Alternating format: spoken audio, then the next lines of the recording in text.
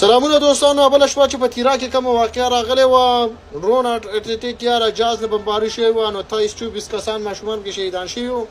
نو په هغې کې د غلامه میډیا وګوره او ازاده میډیا وګوره، د مسلمانانو میډیا وګوره او د کافرانو میډیا بیا وګوره. دا د هندوانو کافرانو میډیا ده چې هغو پې کم بحث کړی، پښتنو په اړه یې کم واچوت کړی. او دا بله زموږ خپله د مسلمانانو میډیا ده چې هغو دروغ ویل چې دهشتګرد یې وجل. یاله علي ته راشه یو دهشتګرد په دې کې راوباسه، نو موږ برسه ټول پښتانه موږ دهشتګرد یو، موږ بیا ټول مړه که.